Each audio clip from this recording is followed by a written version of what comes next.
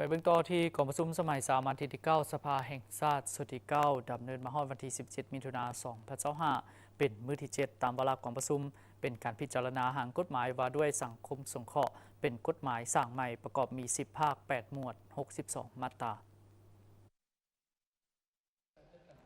ท่านผู้ชมที่เคารพสำหรับการดำเนินกองประชุมในภาคเศร้านี้บรรทานสมาชิกสภาแห่งชาติได้พร้อมกันพิจารณากฎหมายว่าด้วยสังคมสงเคราะห์ซึ่งเป็นกฎหมายที่สร้างขึ้นใหม่เสนอโดยท่านนางแก้วจันทิวิไส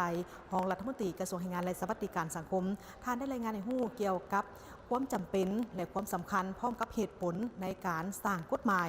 การสร้างห้างกฎหมายว่าด้วยสังคมสงเคราะห์ขึ้นมาใหม่นี้เพื่อให้มีประสิทธิภาพและประสิทธิผลในการรับประกันให้เป้าหมายสังคมสงเคราะห์นั้นได้รับการช่วยเหลือและการบริการเพื่อแก้ไขชีวิตการเป็นอยู่ทางด้านวัตถุและสร้างเงื่อนไขในการดำรงชีวิตขั้นพื้นฐานได้อย่างทั่วถึงห้างกฎหมายดังกล่าวนี้เป็นประกอบมี10ภาค8หมวด62มาตรากองประชุมสมัยสามัญที่9สภาแห่งชาติสุดที่9ดำเนินมาฮอดเมื่อวันที่17มิถุนายน2025ซึ่งเป็นมื้อที่7โดยภายใต้การเป็นประธานของทานเจริญเฮียเปาเฮอรองประธานสภาแห่งชาติตามวาระของกองประชุมเป็นการพิจารณาบรรดาห่างกฎหมายว่าด้วยสังคมสงเคราะห์ที่เป็นกฎหมายสร้างขึ้นใหม่เสนอโดยท่านนางแก้วจันทวิไสรองรัฐมนตรีกระทรวงแรงงานและสวัสดิการสังคม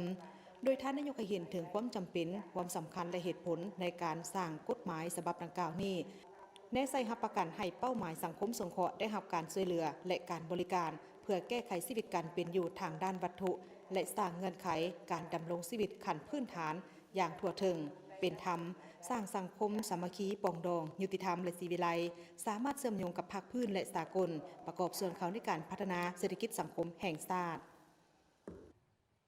เวียกงานสังคมสงเคราะห์เป็นหนึ่งในนโยบายด้านมนุษยธรรมของพรรคและรัฐเป็นหนึ่งใน3เสาค้ำในระบบสวัสดิการสังคมเช่นการประกันสุขภาพประกันสังคมและสังคมสงเคราะห์ซึ่งได้มีการจัดตั้งปฏิบัตินับแต่ระยะการปฏิวัติศาสตร์ประชาธิปไตยเป็นต้นมาโดยเฮ็ดบทบาทในการเบิกจ่ายวัตถุพันธ์ให้นักรบพนักงานพลกรและประชาชนบรรดาเผ่าที่ประสบความยุ่งยากเป็นต้น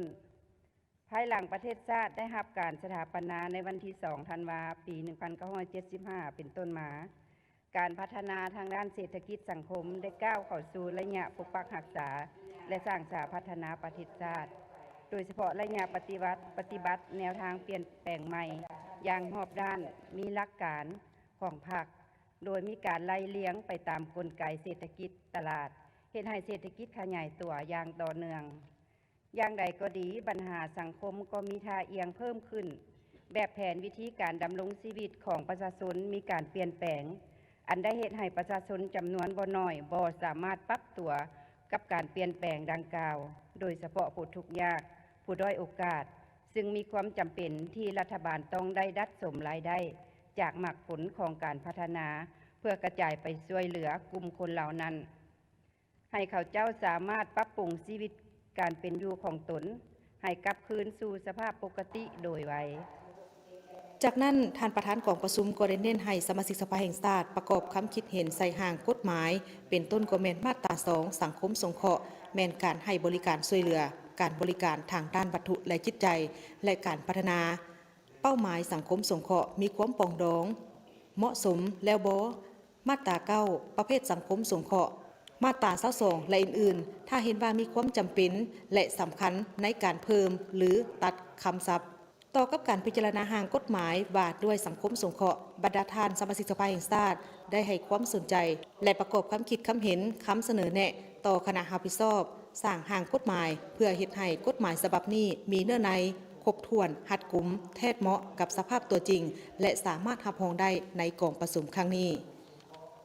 บรรดาทานสมาชิกสภาแห่งชาติคณะรับผิดชอบปรับปรุงกฎหมายบรรดาทานแขกที่มีเกียรติที่นับถือและฮักแพงข้าพเจ้าชื่อพรเพชรอุ่นแก้วสมาชิกสภาแห่งชาติเขตเลือกตั้ง14แขวงสารวันขออนุญาตประกอบความเห็นต่อห่างกฎหมายว่าด้วยสังคมสงเคราะห์ฉบับสร้างใหม่การอธิบายคำศัพท์อยู่ในข้อ3อยู่ในนี่ได้กำหนดความหมายของวัตถุที่ใช้ในสังคมสงเคราะห์นี้ข้าพเจ้าเห็นว่าอย่างคาดยาปิ่นปัวพยาธิ เนาะเพราะยาปิ่นปัวพยาธิก็นอนอยู่ในวัตถุดังกล่าวฉะนั้นเสนอคณะรับผิดชอบเพิ่มเติมคำว่ายาปิ่นปัวพยาธิใส่เติมและข้อ 4 เข้าถึงบริการขั้นพื้นฐานเสนอปรับปรุงการเขียนอยู่แถวที่ 3 และเพิ่มบางเนื้อในคำศัพท์ว่าเกี่ยวกับสังคมสงเคราะห์ใส่ด้านหลังคำว่าข้อมูลข่าวสารเพื่อเฮ็ดให้มีเนื้อในจะแจ้งข้าพเจ้าวีรพันธ์ศิริธรรมสสส.จากเขต 5 แขวงบ่อแก้วขออนุญาตประกอบคำเห็นก่อนอื่นข้าพเจ้าขอชมเชยคณะรับผิดชอบทางกฎหมายสังคมสงเคราะห์ซึ่งว่าได้ทุ่มเทเวลาและสติปัญญาทางกฎหมายฉบับนี้ขึ้นมาซึ่งว่าเป็นกฎหมายฉบับที่สร้างใหม่ก็เห็นว่าได้มีเนื้อในอุดมสมบูรณ์ละเอียดครบถ้วน แต่แนวใดก็ดีข้าพเจ้าขออนุญาตแลกเปลี่ยนคำคิดคำเห็นใส่บางจุดของบางมาตราตามการกะเกี่ยมของข้าพเจ้ามีดังนี้เนาะมาตราที่22เป้าหมายสังคมสงเคราะห์อยู่ในข้อที่5บุคคลหรือครอบครัวที่ประสบเคราะห์ให้ตัวนี้หันก็ถือว่าเป็นความหมายที่กวมร่วมกว้างอยู่เนาะแต่แนวใดก็ดีข้าพเจ้าขอแยกเอามาเป็นข้อหนึ่งได้บ่ระบุใส่แจ้งเลยว่าผู้ประสบภัยพิบัติหายแห้งตอนนี้พวกเฮาก็เห็นอยู่เรื่อยในสังคมเฮานะถ้าที่อธิบายว่าประสบเคราะห์หายมันก็แม่นแล้วภัยพิบัติอื่นๆถึงก็แม่นแต่ว่าเพื่อให้มันแจ้งกันนั่นเนี่ยข้าพเจ้าขออนุญาตแยกเอามาอีกกลุ่มหนึ่งกลุ่มที่ว่าประสบภัยพิบัติหายแห้งนี้หางกฎหมายฉบับนี้ประกอบมี10ภาค8หมวด62มาตราได้กำหนดหลักการระเบียบการและมาตรการเกี่ยวกับการคุ้มครองติดตามกวดกาเวียกงานสังคมสงเคราะห์เพื่อให้เวียกการดังกล่าวนี้ได้รับการจัดตั้งปฏิบัติอย่างมีประสิทธิภาพและประสิทธิผลกฎหมายว่าด้วยสังคมสงเคราะห์ฉบับนี้หากถูกรับรองและประกาศใช้คาดว่าจะเฮ็ดให้มีเครื่องมือการคุ้มครองเวียกงานสังคมสงเคราะห์ที่มีผลบังคับใช้ทั่วไปอย่างนักแน่นทั้งเป็นบนอิงในการจัดตั้งปฏิบัติเวียกงานสังคมสงเคราะห์อยู่ภายในและสอดคล้องกับมาตรฐานของภาคพื้นและสากลบรรดาองค์การจัดตั้งรัฐองค์การปกครองท้องถิ่นภาคส่วนที่เคลื่อนไหวเวียกงานสังคมสงเคราะห์กลุ่มเป้าหมายสังคมสงเคราะห์มีความเข้าใจและมีส่วนร่วมในเวียกงานดังกล่าวนี้หลายขึ้น